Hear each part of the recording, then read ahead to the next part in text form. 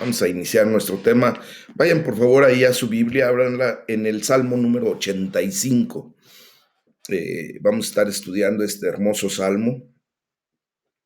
Este salmo habla sobre el pueblo de Israel en el exilio y vamos a ver exactamente qué nos habla la palabra de Dios el día de hoy, que es palabra para nosotros también, mis amados hermanos.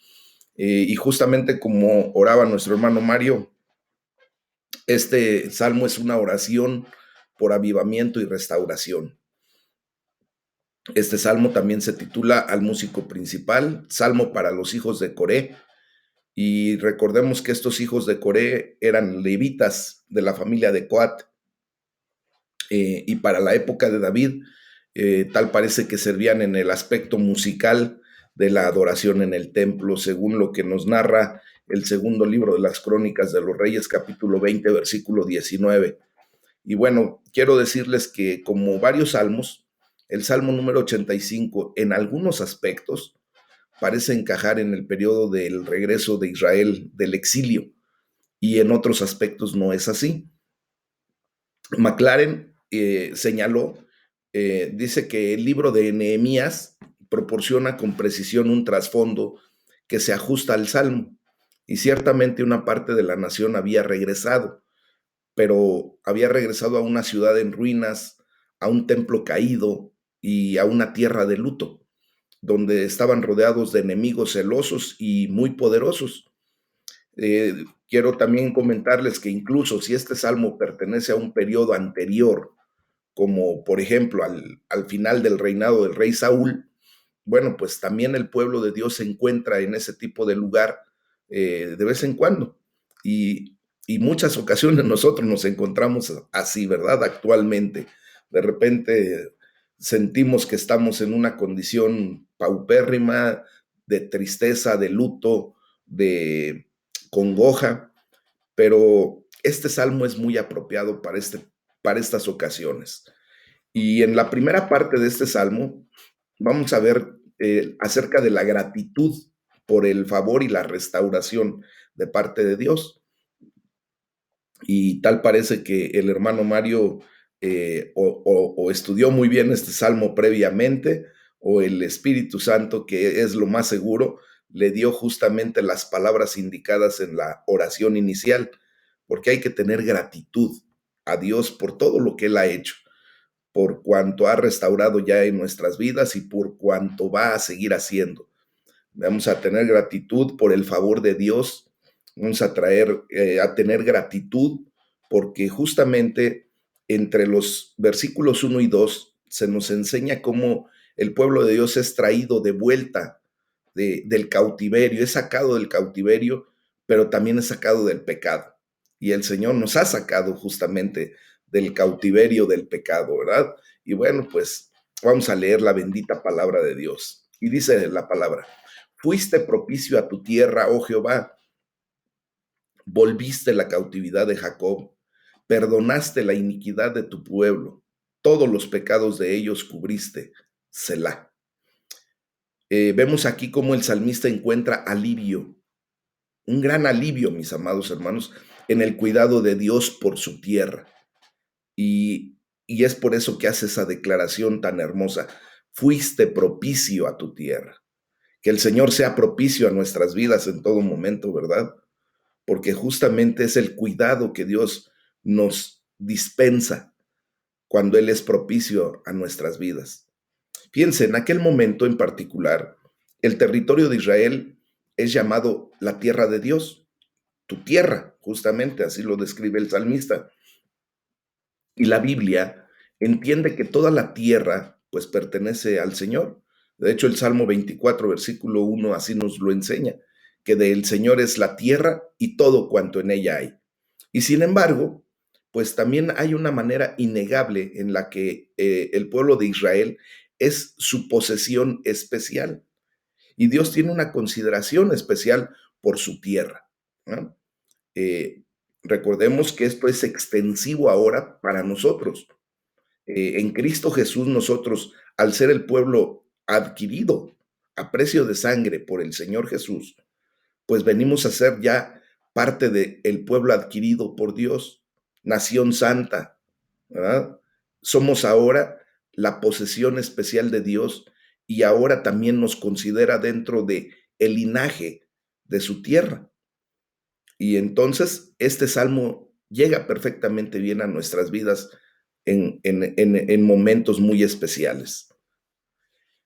Dice la palabra de Dios, volviste la cautividad de Jacob. Muchos comentaristas piensan que esta frase significa que este salmo fue escrito después del cautiverio de Babilonia, como les decía al inicio. Y esto es posible. Y algunos salmos claramente datan de este periodo, o sea, son de ese periodo justamente, como el Salmo 79 que estudiamos hace pocos días. Sin embargo, la idea de que Israel esté en algún tipo de cautividad, pues también se adapta a otros periodos, como el periodo de dominación filistea, cuando los filisteos dominaron al pueblo de Israel durante mucho tiempo, en los últimos años del reinado del rey Saúl, como nos lo describe el primer libro de Samuel, de los capítulos 28 al 31. Pudo haber sido en algún otro periodo de dominación de algunos otros pueblos.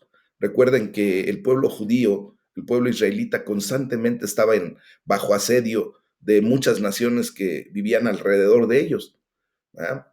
Y aquí lo que podemos ver es que Israel no suspira por las glorias pasadas, que también a menudo son una ilusión óptica, sino que eh, en este momento recuerda las misericordias pasadas. ¿Ah? Ahora Israel suspira por la misericordia que Dios ha mostrado a este pueblo en el pasado. Y esto sí es realista, ya no es una ilusión. También es estimulante, mis amados, porque cuando nosotros nos recordamos de la misericordia de Dios que ha venido a nuestras vidas con anterioridad, pues nos estimula y nos conduce a la oración más que solamente a los sueños, más que a las ilusiones que podamos tener, ¿verdad? Entonces, de nada nos sirve recordar mucho la gloria pasada que podamos haber obtenido en algún momento, no. Mejor recordemos la misericordia con la que Dios nos bendijo en el momento apropiado, mis amados. Y yo creo que todos los que estamos aquí, todos los que escuchamos esta palabra, fácilmente podemos recordar cómo Dios se ha mostrado en misericordia con anterioridad. Y esto pues nos tiene que llevar, ¿verdad? Nos tiene que estimular para seguir teniendo la fe y la confianza en lo que Dios seguirá haciendo por nuestras vidas. Él seguirá teniendo misericordia por nosotros, mis amados. Dice la palabra de Dios, perdonaste la iniquidad de tu pueblo. Bueno, pues aquí vemos cómo el salmista no solo estaba interesado en la tierra, sino más importantemente en la relación con Dios. Y eso es lo que nosotros tenemos que aprender el día de hoy. Es más importante nuestra relación con Dios que la condición que podamos estar pasando aquí en esta tierra, mis amados. La iniquidad que una vez obstaculizó la relación, pues ahora era quitada. Recordemos, mis amados, que nuestra iniquidad nos separaba del amor de Dios. De hecho, para Dios estábamos muertos en nuestros delitos, en nuestros pecados. Pero ahora a través del sacrificio de nuestro Señor Jesucristo, esa iniquidad, ese pecado generacional, el pecado mismo de nuestra vida ha sido quitado. Hemos sido limpios por la sangre de Cristo. Y por lo tanto, pues ahora ese obstáculo que ya fue retirado, ya no nos impide llegar a la presencia de Dios. Ahora tenemos acceso con seguridad, con confianza, libremente podemos llegar al trono de la gracia. Entonces, aquí el salmista está resaltando la idea que era muy importante y valiosa, que la repitió en diferentes palabras según el estilo de la poesía hebrea. Recordemos que los salmos son poemas y por lo tanto vamos a leer muchas ocasiones algunas palabras que encajan como para que haga justamente ese verso, ¿verdad? Para que salga el verso y se pueda leer como tal. Obviamente eso lo leeríamos correctamente en el hebreo, pero como nosotros tenemos la necesidad de la traducción al español, pues en algunas ocasiones de repente como que no encaja bien, pero estemos verdaderamente conscientes y confiados de que la palabra de Dios es perfecta, ¿ok?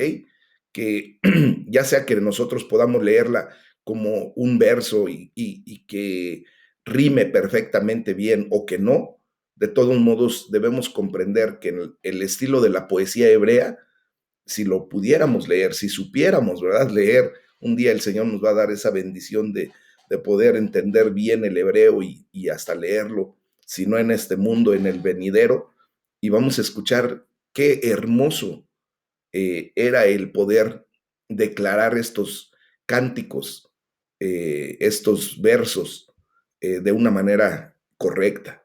Y seguramente que eran rítmicos, armoniosos, bellamente eslabonados o encadenados como para darnos una poesía perfecta. Pero bueno, ahorita nada más hay que conformarnos con el hecho de comprender correctamente lo que justamente esta palabra nos está enseñando el día de hoy. Dice la palabra de Dios, también perdonaste, cubriste. O sea, el salmista usa dos palabras significativas para el perdón. Estas palabras aparecen también en el Salmo 32 y en el Salmo 85, así como lo estamos viendo. O sea, el pecado se considera un peso que oprime a la nación, que oprime a la persona. Y yo creo que tú te recuerdas perfectamente, así como yo, cómo nos pesaba nuestro pecado. ¿Ah? Y ahora vemos cómo la misericordia de Dios levanta y quita ese pecado. Perdonaste justamente, ¿verdad? En el Salmo 85, versículo 2, se concibe como una horrible mancha o inmundicia y que justamente la misericordia de Dios cubre, oculta para que ya no sea una ofensa para el cielo. Recordemos que el pecado mancha, el pecado apesta. Y delante de Dios, ustedes y yo no podemos llegar apestosos y mucho menos manchados. Por lo tanto, ahora Dios ha provisto, ¿verdad? De la perfecta acción de la sangre de Cristo para limpiar nuestro pecado, para quitar esa hediondez que de repente tenemos cuando hemos pecado, mis amados, para poder presentarnos delante de Dios limpios, sin mancha. Y esto es lo que Dios está haciendo en nuestras vidas actualmente a través de la sangre de Cristo. Entonces, perdonaste la iniquidad. O sea, Él ha cargado o ha quitado la iniquidad de nuestra vida. Y esta es una alusión a la ceremonia, por ejemplo, cuando vemos a los chivos expiatorios que normalmente el gobierno utiliza, ¿verdad? Ahí les carga a los chivos expiatorios algunas acciones equivocadas, malas acciones que tiene el gobierno y le echa la culpa a otro. Y de esa manera, pues el presidente, el gobernador, se limpia las manos y descarga ese pecado, ese mal manejo de muchas veces finanzas, ¿verdad? En la vida de otra persona y lo agarran como chivo expiatorio. Así justamente nuestro Señor Jesucristo fue. Dios a través de nuestro Señor Jesús perdonó la iniquidad nuestra. Él fue el chivo expiatorio, Él fue al que le cargaron toda nuestra pecaminosidad, toda nuestra iniquidad y nos quitaron ese peso. La gloria sea para Dios, ¿verdad? Dice la palabra todos los pecados, o sea, todo, todo. Recuerden que es una palabra absoluta. O sea, cada mancha, cada arruga, siquiera cada puntito de pecado que teníamos, ¿verdad? El velo del amor de Dios lo ha cubierto todo. Y ese velo del amor de Dios está representado en la sangre de Cristo, mis amados. Entonces, el pecado ha sido divinamente borrado de la vista de Dios. Qué bendición tenemos, ¿verdad? pero eso no nos tiene que dar en ningún momento la idea de que ahora podemos hacer y deshacer a nuestro antojo. No, todo lo contrario, es comprender esto para entender el por qué ahora podemos llegar al trono de la gracia de Dios para hallar el pronto y oportuno socorro de nuestra vida y no solamente para seguir pecando o para seguir haciendo de las nuestras. No, hay un objetivo claro para sacarnos de esa inmundicia, de esa cárcel, porque justamente cuando estamos en el pecado es como si estuviéramos en una cárcel, atorados allí, ¿verdad? Pero bueno, Dios ahora en el versículo 3 vemos cómo nos rescata Él mismo de su justa ira. Fíjense nada más, es algo paradójico, pero es correcto. Él proveyó el sacrificio perfecto en Cristo Jesús para rescatarnos de su justicia, de su ira, de su justa ira, mis amados. Dice la palabra allí en el versículo 3, reprimiste todo tu enojo, te apartaste del ardor de tu ira. Miren, aquí vemos cómo el salmista encontró paz en la satisfacción del enojo de Dios, o sea, en esa reprensión que Dios le dio a su enojo. Pero no nos equivoquemos, mis amados. Esa reprensión fue descargada en Cristo Jesús. Todo el enojo que Dios tenía por nuestro pecado lo descargó, toda esa ira la descargó en Cristo. En algunas ocasiones hemos sido justamente sometidos al juicio de Dios. ¿Por qué? Porque hemos traspasado su ley, le hemos ofendido. Y en algunas ocasiones justamente el Señor nos somete en su juicio. Pero déjenme decirles que nada tiene que ver con la verdadera ira de Dios por el pecado. Ahora el Señor nos trata de una manera misericordiosa. Sí, nos somete a juicio y permite que pasemos y que paguemos consecuencias cuando nosotros nos hemos salido del redil, pero no como deberíamos haber pagado esas consecuencias, mis amados. Ahora hemos sido liberados del juicio verdadero de Dios. Y esto es porque hay una belleza especial en las palabras todo tu enojo, hablando de una obra completa. En Cristo Jesús allí sí se descargó todo ese enojo. Hoy lo que pagamos por consecuencias, mis amados, es una mínima parte de lo que deberíamos verdaderamente haber pagado por nuestra transgresión. Entonces, al igual que el versículo anterior, el versículo 2, todos los pecados los cubrió Dios. Entonces esto simplemente está anticipando, esta declaración del Salmo número 85, versículo 3, está anticipando la obra completa de nuestro Señor Jesús en la cruz del Calvario, donde Jesús dejó satisfecho el justo requisito de Dios en una totalidad y con un único sacrificio definitivo, el sacrificio perfecto. Y eso ya lo podemos leer nosotros ahora en el libro de Hebreos, capítulo 7, capítulo 9 y capítulo 10, en donde tenemos esas declaraciones que por el sacrificio perfecto de nuestro Señor Jesús quedó satisfecho el, la condición de, ¿cómo se llama? De cómo Dios se cobró ese enojo por nuestro pecado. Miren, un escritor apellidado Boyce dice que algunos de los lenguajes de salvación más fuertes en las escrituras están presentes en estos versículos. Cubrió sus pecados. Esto describe lo que se entiende por expiación. Deja a un lado tu ira, es lo que significa la palabra propiciación. Entonces, aquí tenemos el claro ejemplo de lo que Jesucristo vino a hacer por nuestras vidas, mis hermanos. Te apartaste del ardor de tu ira, dice la palabra, ¿verdad? Pues entonces ahora tenemos un gran alivio, mis amados, al saber que la ira de Dios ha pasado. Y esto es especialmente cierto cuando se considera el ardor de su ira, ¿eh? Porque recuerden que Dios es un Dios justo. Él no va a pasar por alto ningún pecado. Y la gloria sea para el Señor, porque al, al enviar a Jesucristo, no pasó ningún pecado, lo cobró completamente todo. Esa carta de decretos que teníamos en nuestra contra ha sido pagada, ha sido cancelada, mis amados hermanos. Y fue cancelada por el dolor y el sufrimiento que nuestro Señor Jesucristo llevó allí en la cruz del Calvario. Y no solo eso, sino que llevó la ira de Dios y la llevó hasta lo profundo del Seol.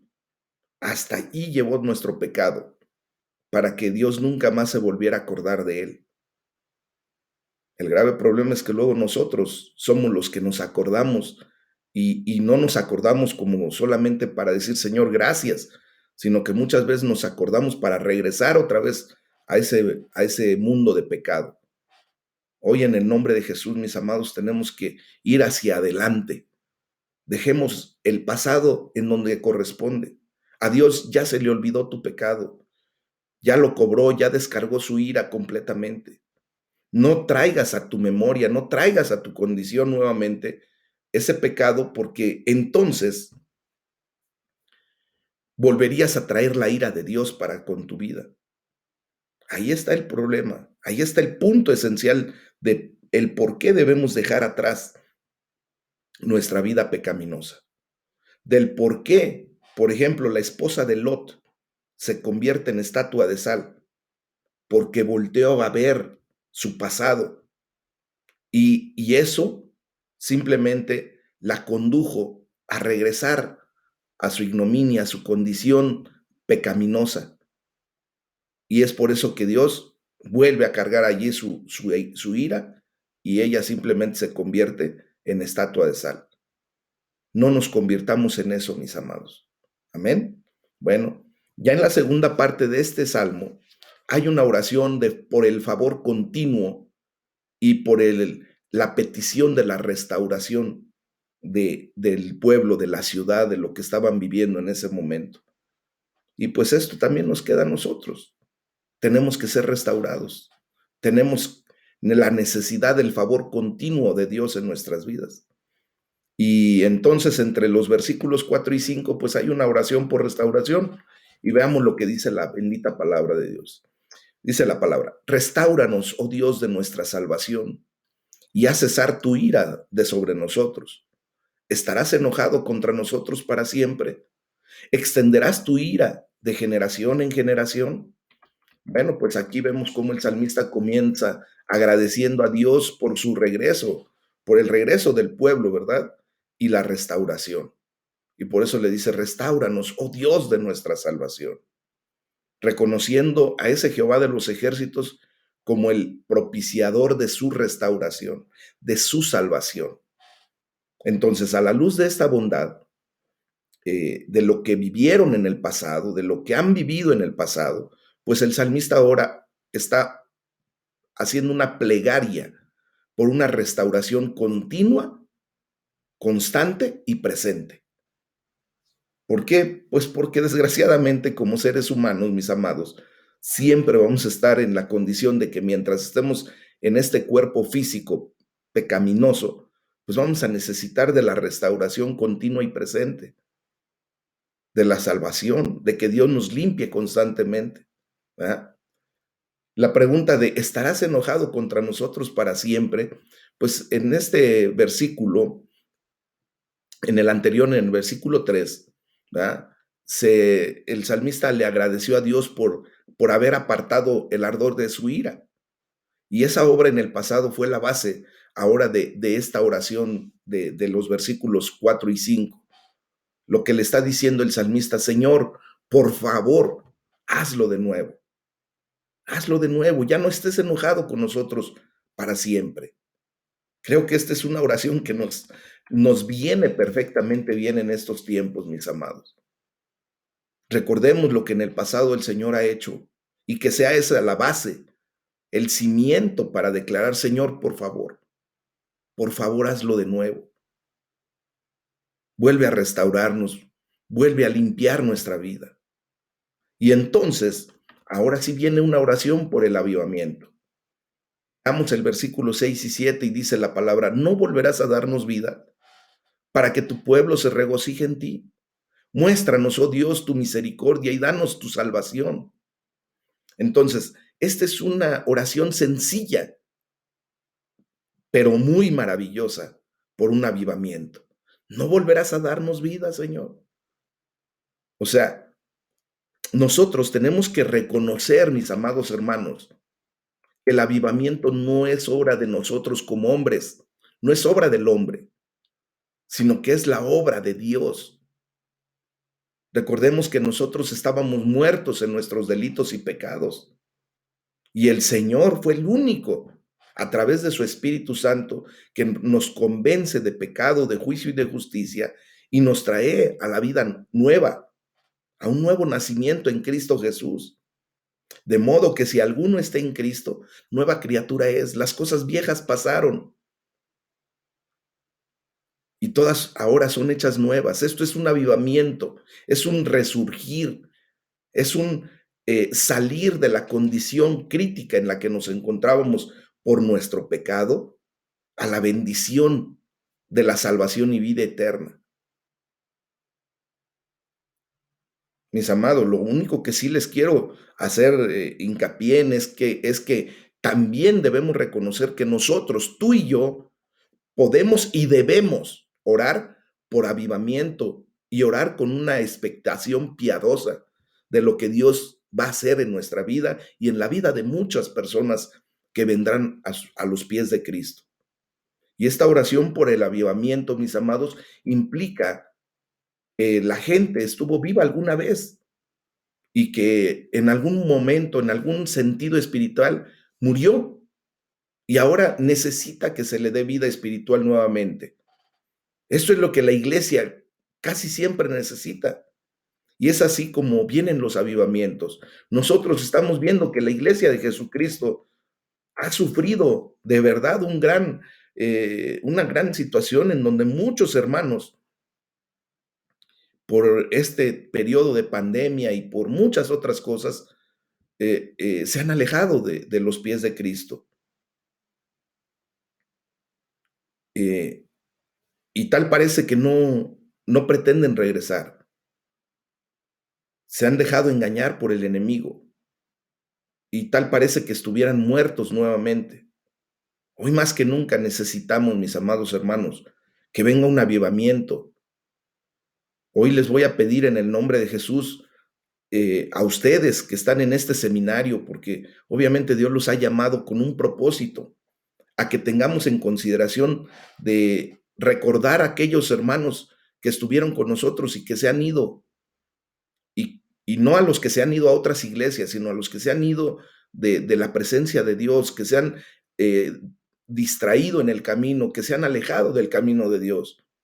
Hablemosle, acerquémonos a ellos y volvamos a orar por ellos y pedirle a Dios que los traiga nuevamente a sus caminos, que los avive, que les traiga nueva vida en el nombre de Jesús. Amén. Ese es el trabajo que tenemos que hacer en estos tiempos. Y tú y yo sabemos que hay muchos hermanos que se han distanciado. Es el momento en que hay que primeramente doblar nuestra rodilla delante de Dios, porque nuestra lucha no va a ser con ellos. Nuestra lucha tiene que ser espiritual, mis amados.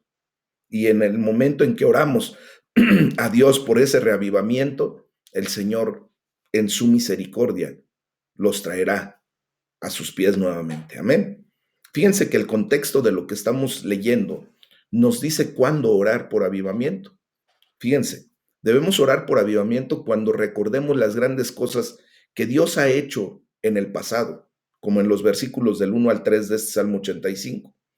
Y también debemos orar por avivamiento cuando sentimos que estamos bajo una nube de desagrado divino o en una evidente falta de bendición, como en los versículos 4 y 5. Y el contexto nos dice justamente por quién debemos orar. Fíjense, debemos orar por el avivamiento, debemos orar por el pastor, por los líderes. Debemos pedirle a Dios que avive al pastor personalmente. ¿Ah? A mí me hubiera gustado que otro hermano hubiera dado este tema, pero pues me tocó darlo a mí. Oren por mí, por favor, porque Dios constantemente me fortalezca, que, que me fortalezca contra la tentación, contra el desánimo, como lo han venido haciendo. Gracias a Dios por la vida de ustedes que lo hacen, pero que no se les olvide y que me siga llenando de fe. Pídanle a Dios que me bendiga, ¿verdad? Que bendiga mi trabajo pastoral con el gran poder del Espíritu Santo. Y entonces vendrá una condición muy particular. Fíjense, hay un ejemplo que quiero darles de un hombre que se llama James McGrady, y es un ejemplo de un hombre que aprovechó al máximo que su congregación orara por él. Y lo voy a tener que tomar como ejemplo para no ser muy obvio de que quiera yo que oren por mí, ¿verdad? Pero sí, necesito que oren por mí. Miren, él era un hombre tan feo, pero tan feo que llamaba la atención. McGrady llegó a las montañas para ministrar en la frontera del estado de Kentucky, ahí en Estados Unidos. Él llegó a formalizar 3 pequeñas iglesias presbiterianas. Y McGrady describió el trabajo durante el invierno de 1799 como, en su mayor parte, llorando y lamentándose con el pueblo de Dios. Él promovió un concierto de oración una vez al mes con otras iglesias, pero le pedía a su gente que orara por él cuando el sol se pusiera el sábado durante media hora y cuando saliera el sol el domingo durante media hora. McGrady no era un espécimen como predicador, ¿no? Tenía mala voz, la gente notaba sus gestos incómodos al predicar, feo como era, no lo querían ni voltear a ver. Pero en 1800, fíjense bien lo que sucedió, en 1800 vino una avalancha de bendiciones con reuniones de hasta 25,000 personas. Entonces, ¿será importante o no orar por el pastor? Claro que sí, por el liderazgo, mis amados hermanos. Porque al orar por avivamiento, debemos orar por la congregación, orar por un gran derramamiento del Espíritu Santo sobre la congregación, no solo sobre el predicador, no solo sobre el pastor, sino sobre la congregación completa. Entonces, al orar por avivamiento, también tenemos que aprender a orar por otras iglesias en nuestra comunidad. ¿Por qué? Porque entre más iglesias cristianas haya en Toluca, en el Valle de Toluca, pues obviamente, mis amados, más hermanos tendremos en común como para que el avivamiento florezca. ¿Verdad? Al orar por avivamiento debemos orar por la comunidad en general, para que Jesús responda a la promesa de Juan 16, versículos 7 y 8, y que envíe a su Espíritu Santo para convencer al mundo de pecado. Así es como debemos actuar. La palabra de Dios sigue diciendo ahí en estos versículos, para que tu pueblo se regocije en ti. Entonces, orar por avivamiento también significa orar para que la obra de Dios entre su pueblo, perdón, haga que ellos encuentren su gozo solamente en Él. O sea, que nosotros encontremos solamente gozo, satisfacción, llenura, plenitud en Dios. Y entonces debemos orar. Y estaremos orando llenos de confianza, sabiendo que Dios puede avivar, llenos de denuedo, suplicando a Dios por avivamiento y llenos de humildad, deseando en todo momento que la gloria y la alabanza solo sean para nuestro Padre Celestial. Entonces, Spurgeon dice al respecto que las palabras que tenemos ante nosotros, pues nos enseñan que la gratitud tiene un ojo puesto en el dador, incluso más allá del regalo. Dice Spurgeon, tu pueblo se regocijará en ti. O sea, los que fueron traídos de vuelta a la vida se regocijarían no solo en la nueva vida, sino en el Señor, que fue el autor de esa nueva vida. Amén. Fíjense nada más cómo nosotros ahora tenemos que estar doblemente agradecidos, mis amados, porque Dios nos creó, y Dios nos dio vida, pero ahora nos ha vuelto a dar vida en Cristo Jesús, una vida espiritual que anteriormente estábamos terriblemente mal, muertos, simplemente muertos a nuestros delitos y pecados. Y hoy tenemos la gran bendición de haber sido reavivados. Somos doblemente vivos en el nombre de Jesús. Amén. ¿Verdad? Y luego dice la palabra de Dios, muéstranos tu misericordia. Bueno, pues el avivamiento, mis amados, es una obra de la misericordia de Dios. No se gana ni se merece. Tú y yo no ganamos la misericordia de Dios. No merecemos la misericordia de Dios. Dios en gracia es como concede un verdadero avivamiento, por su gracia, por ese favor inmerecido. Dice la palabra, y danos tu salvación. Bueno, pues el verdadero avivamiento demuestra que la salvación es obra única y exclusiva de Dios. Vemos, por ejemplo, cómo Jonás vio una gran obra de avivamiento en Nínive, que fluía de su aceptación del gran principio, que la salvación es de Jehová. Léanlo ahí en Jonás capítulo 2, versículo 9. Ese es un principio fundamental en la vida de todo ser humano. La salvación es de Jehová. La salvación no le corresponde al hombre, a ninguno. Nadie podemos salvarnos. Nadie podemos salvar a nadie.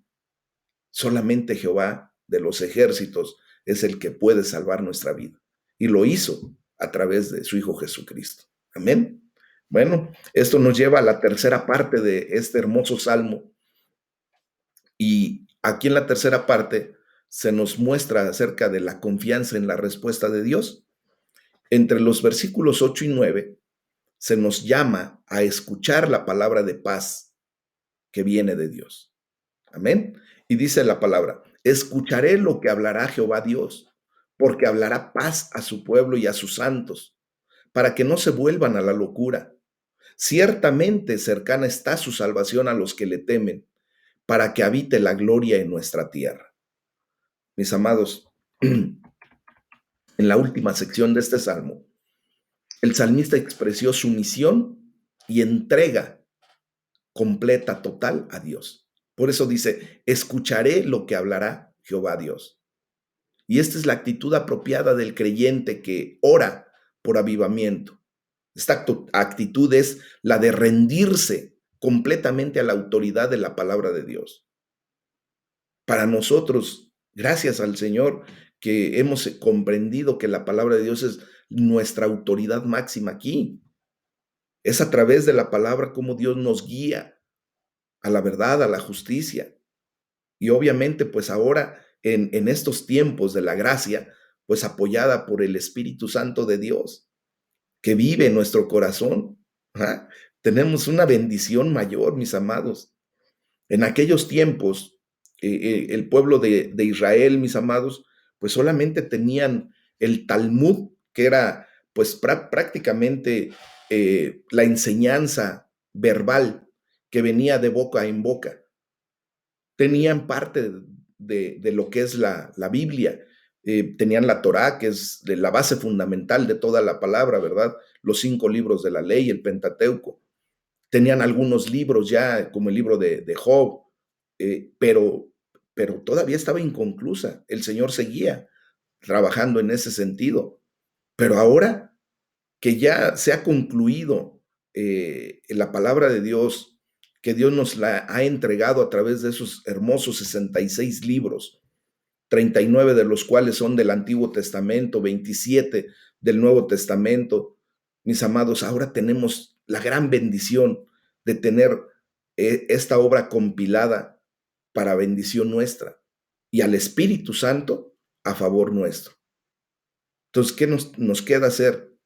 Pues simplemente rendirnos a la autoridad de la palabra de Dios, rendirnos ante la presencia del Espíritu Santo de Dios.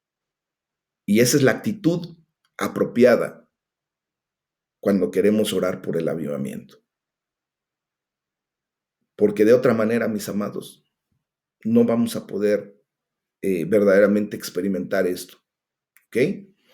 Dice Spurgeon, voy a estar en silencio. Le he hablado, ahora escucharé cuál es su respuesta.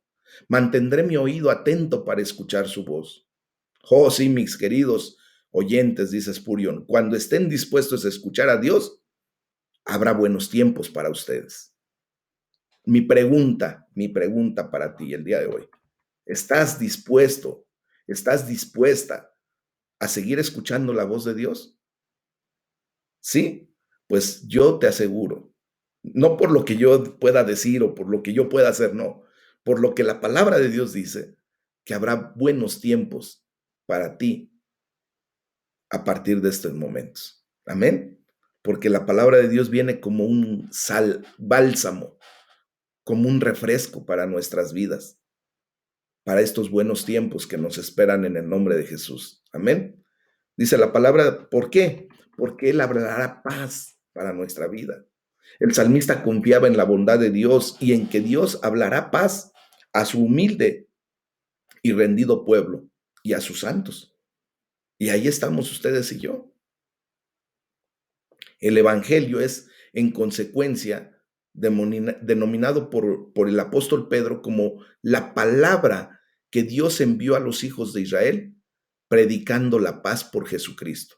Y es verdad, ahí léanlo en el libro de Hechos de los Apóstoles, capítulo 10, versículo 36. Ahí está la situación de la consecuencia del por qué Dios envía su palabra por medio de nuestro Señor Jesucristo. Él envía la palabra de paz, shalom para todos nosotros. Esa paz que solamente Dios puede traer a través de Jesucristo, a través del Evangelio de Jesucristo. Y Spurgeon dice que el que no oyere el Evangelio de la paz, nunca conocerá la paz del Evangelio.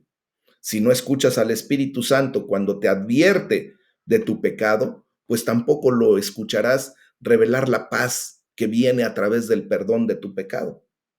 Y es lógico, ¿verdad? Entonces tenemos que estar siempre atentos, nuestros oídos prestos para escuchar la voz de Dios. Y dice la palabra, para que no se vuelvan a la locura. O sea, la humildad y la entrega son las actitudes adecuadas para el pueblo de Dios. ¿Por qué? Porque el pueblo de Dios debe volverse a Dios en un verdadero arrepentimiento.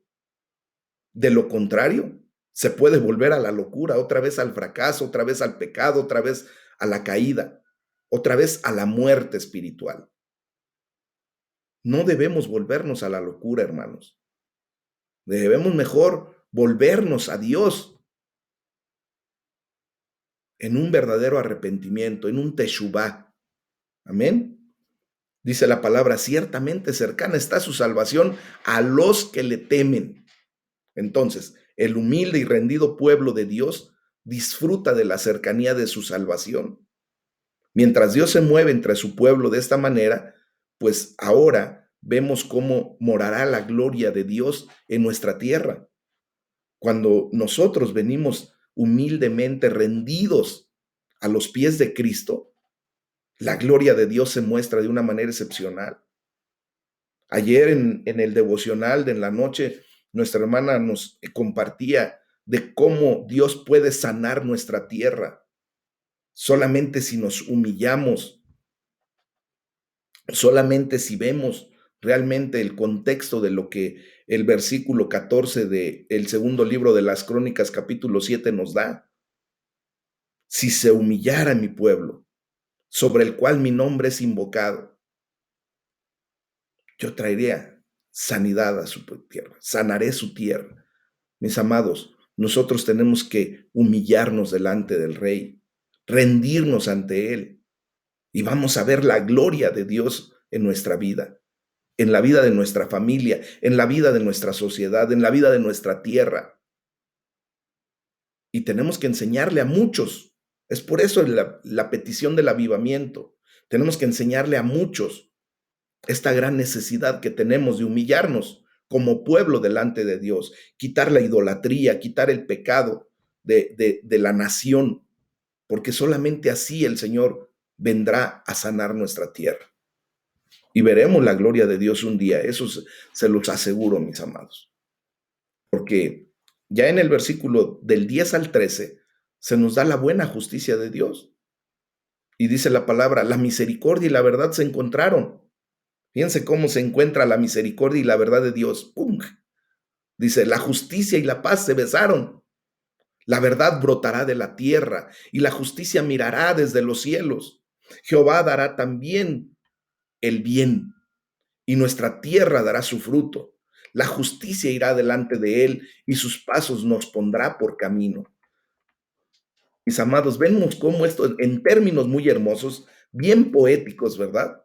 El salmista describe la salvación que Dios trae a su pueblo. Nosotros somos el pueblo adquirido por Dios. El pueblo judío era el pueblo escogido por Dios, pero ahora nosotros venimos a ser injertados a ese bendito pueblo y la gloria sea para el Señor, ¿verdad? Y vemos cómo declara la misericordia y la verdad se encontraron. Podría parecer que la misericordia y la verdad se oponen entre sí. Con la misericordia buscando conceder el perdón y la verdad decidida a condenar, pues tal parece que se opusieran. Pero en la gran obra de salvación de nuestro Padre Celestial, en la gran obra de salvación de Dios, la misericordia y la verdad se encuentran. Es verdad que Dios se iba a cobrar el pecado, su ira se iba a descargar sobre el pecado, pero la misericordia de Dios trajo al Cordero de Dios que quita el pecado del mundo y allí Él descargó su pecado. Entonces, es algo bien especial. Pudiera ser hasta paradójico, pudiera ser hasta eh, que no puede caber esta idea de que la misericordia y la verdad se encuentren, pero en Cristo allí hubo la amalgama.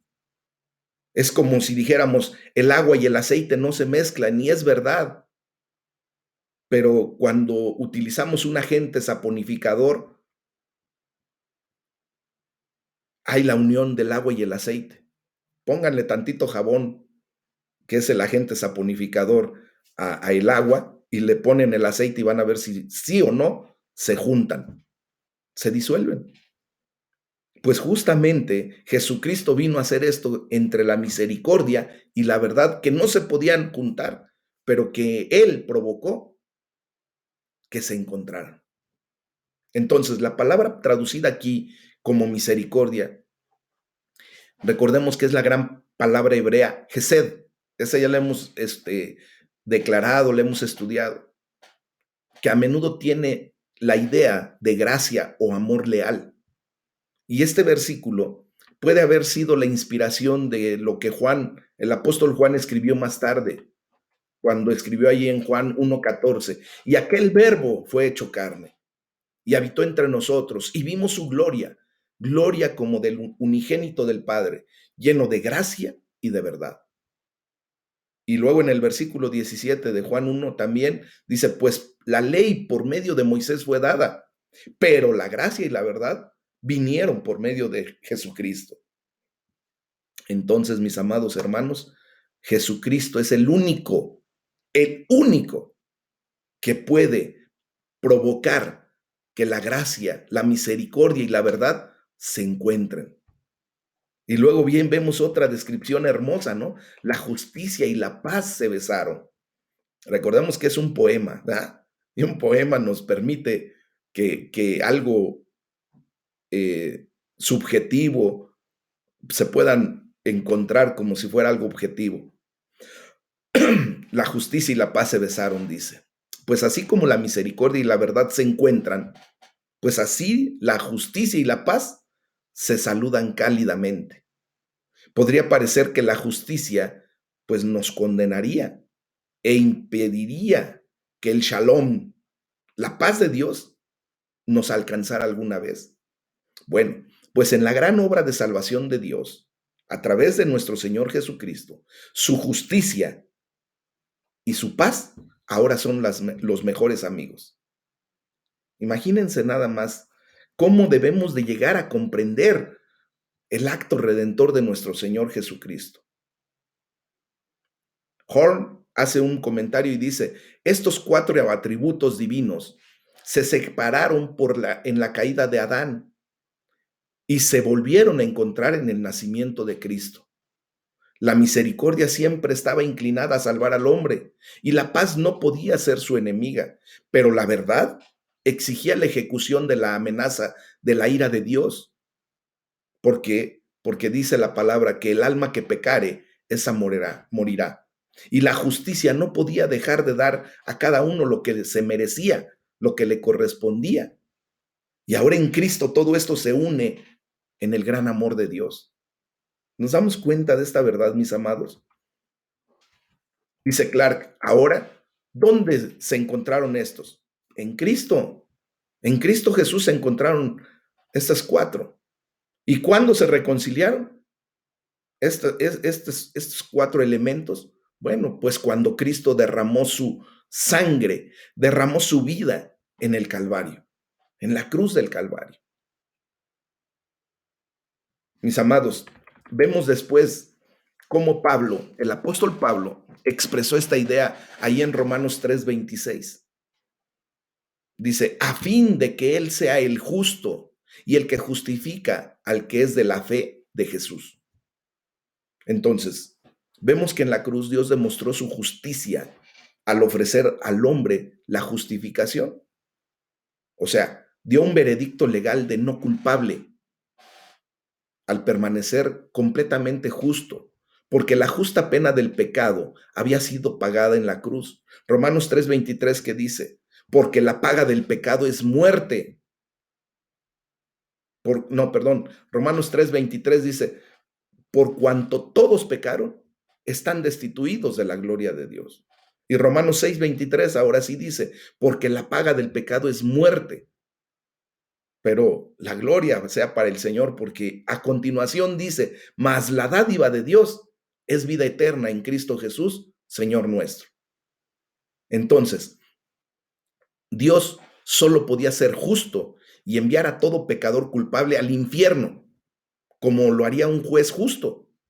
Solo Dios pudo encontrar la manera de ser justo y de ser el justificador del que tiene fe en Jesús. ¿Por qué? Porque justamente en Cristo se descargó todo esto. Dios fue justo porque aplicó toda su ira en un justificador, en Cristo Jesús. Él fue el que nos justificó. Dice Romanos 5:1, justificados pues por la fe. Y solo es por la fe, mis amados, tenemos paz para con Dios por medio de nuestro Señor Jesucristo. Tenemos shalom. Amén. Entonces, dice la palabra que la verdad brotará de la tierra y la justicia mirará desde los cielos. Bueno, pues entendemos ahora cómo Dios derrama su verdad y su justicia. Hoy lo estamos entendiendo muy bien, mis amados. Estas parecen surgir de la misma creación. Proféticamente, mis amados, podemos decir que esto se refiere no solo a la reconciliación que comenzó en la cruz del Calvario, sino que también tiene en vista su finalización al final de la era, cuando también la creación misma será libertada de la esclavitud de la corrupción, cuando este cuerpo físico vuelva a la tierra de donde fue tomado y Dios nos dé, ¿verdad? Ese cuerpo glorioso. Entonces estaremos en la libertad gloriosa de los hijos de Dios, como dice Romanos 8:21. Gloria sea para nuestro Padre Celestial. Nos vamos dando cuenta cómo se eslabona perfectamente bien la palabra. Cómo es tan perfecta cuando la estudiamos a fondo, cuando nos damos este tiempo, mis amados, para buscar el reino de Dios y su justicia, y cómo Él se muestra con amor para explicarnos perfectamente bien todo esto. Miren, el diablo es un gran alterador, es el padre de mentira. Él es el que ha traído desarmonía al universo. pero Dios trae armonía. En estos versículos, 4 grandes atributos de un Dios que ama, un Dios que se ha dado por nosotros, se unen. Y luego, como generales conquistadores, marchan uno al lado de otro hacia una victoria que es la esperanza segura y la certeza del pueblo de Dios. Te quiero declarar que esto es de lo que estamos hablando, es tu esperanza más segura. Esto debe ser tu certeza más segura de la vida eterna. Amén. Y por último, quiero decirles que la justicia irá delante de él. ¿Por qué? Porque la justicia marca de tal manera a Dios que va delante de él. ¿Ah? Él es Jehová Sidkenu. Él es el que se levanta como justicia. La justicia de Dios es tan rica que sus pasos nos pondrá por camino, dice la palabra. O sea, el camino que debemos seguir como el pueblo de Dios. Y por último, vemos cómo el salmista comenzó con un reflejo de los actos pasados de la salvación de Dios y deja una esperanza canónica en la progresión de la redención, a medida que la justicia de Dios avanza en su reino. Spurgeon dice que sus pasos nos pondrá por camino. Dice Spurgeon, la marcha de Dios dejará un rastro por el que su pueblo seguirá con alegría. Dios nos ha dado la senda de justicia por la cual ustedes y yo tenemos que andar. Él preparó las buenas obras por las cuales ustedes y yo tendríamos que andar. ¿Ah? Es el tema del día de hoy. Es un hermoso tema, mis amados. Así es que vamos a orar, vamos a darle la gloria a Dios